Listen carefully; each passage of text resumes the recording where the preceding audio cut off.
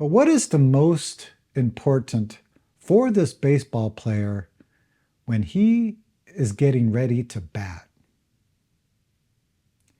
Keep your eye on the ball.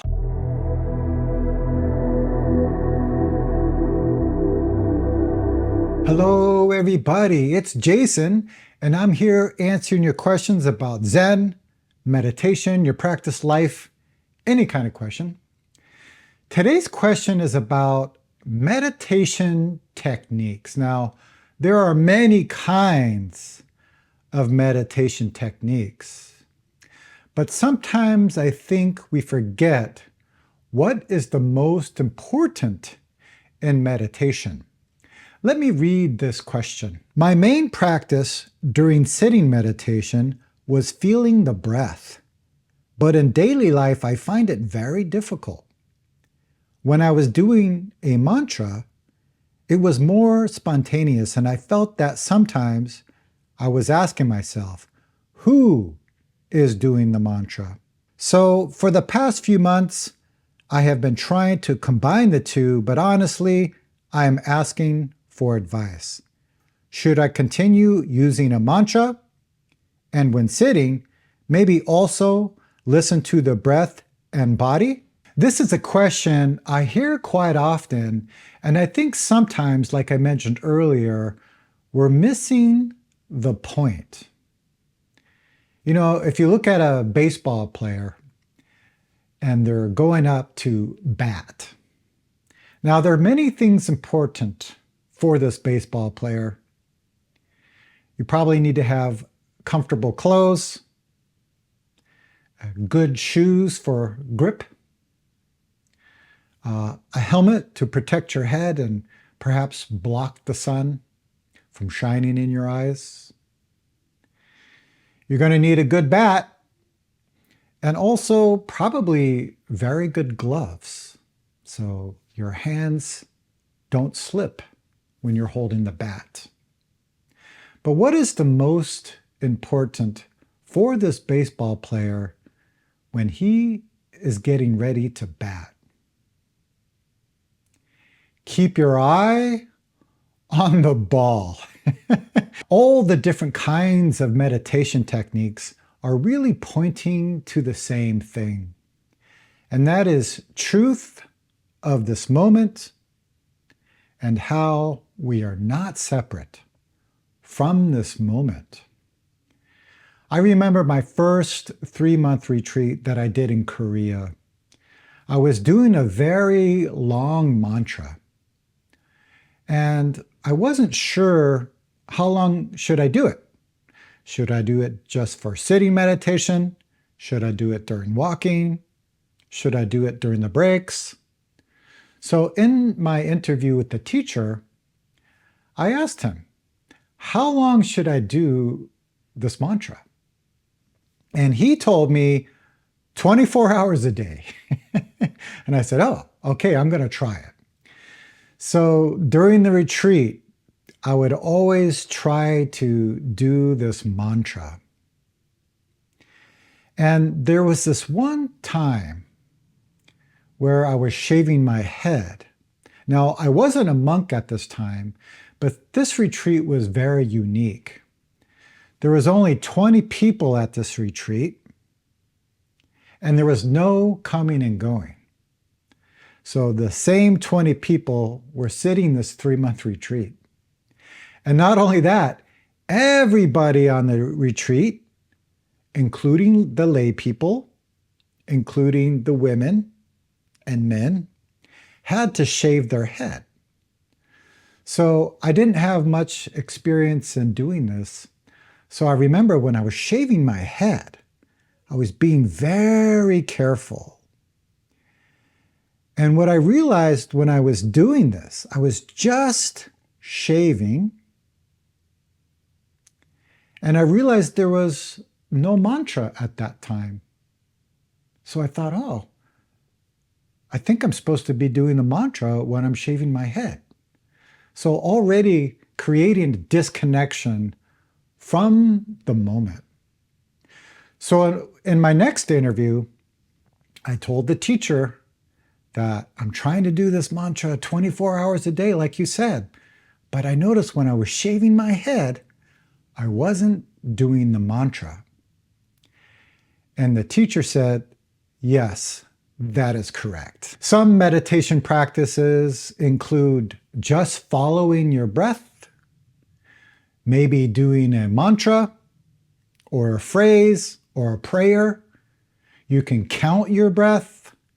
You can sit shikantaza, where you're not using any kind of meditation technique. You're just perceiving the moment.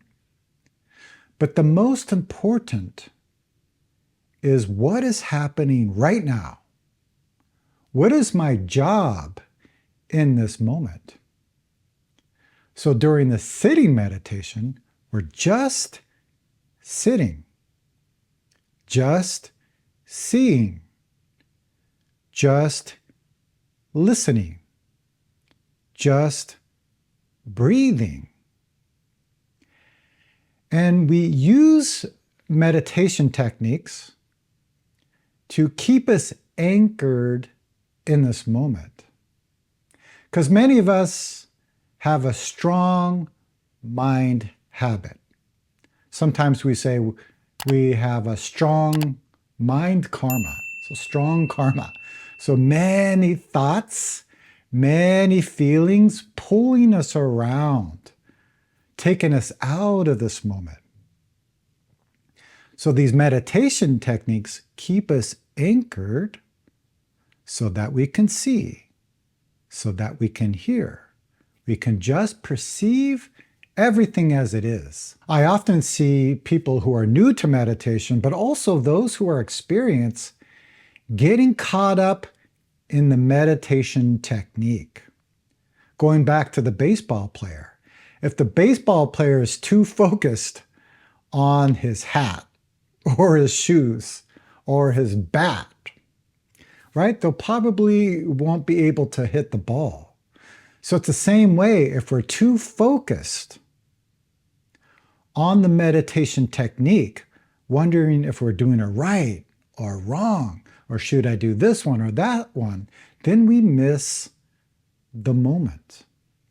So we're using the meditation technique to keep us anchored in the moment so we can perceive the moment clearly and respond with clarity. Another thing I want to point out while I was reading this question is I think sometimes we're wanting or expecting something out of our meditation practice. Now, I'm not saying that's good or bad. In fact, I just made a YouTube short about the 3 things that will happen if you want something. I'll put a link down below so you can check it out. But if we look at the core teaching in Buddhism, it's showing us that grasping after something, holding something, has a natural result, and that natural result is suffering. I know looking back on my own meditation practice and also hearing from many others, sometimes we're trying to escape the truth of the moment. Oh, I don't like my thinking right now, so I'm going to do a different mantra.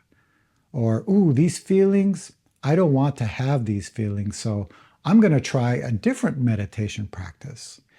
Now, sometimes, especially when we're new to meditation, we can use meditation techniques to help relieve our symptoms.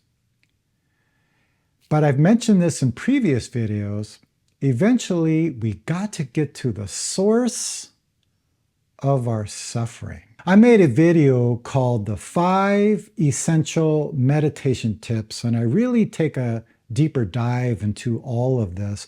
I'll put a link down below so that you can check it out. But I think it's something that we should pay attention to. Are we using meditation to escape our life, to run away from our problems, to push away our thoughts, to bury our feelings? And again, I'm not saying this is good or bad. It just has a natural result, and I think it's something we should really pay attention to. So, whatever meditation technique you are doing, just don't attach to it. Don't hold on to it. Don't let the meditation technique use you. Remember the bigger picture. Keep your eye on the ball. Use the meditation technique to perceive the moment clearly. What are you using meditation for? I hope this video was helpful. You can let me know by liking this video, putting a comment down below, sharing this video. Also, if you have any questions about Zen, meditation, your practice life, any kind of question, you can also put that down in the comments. You can also email me, jason@jasonquinnzen.com. Okay, everyone, I hope you're all doing well, and I will see you very soon.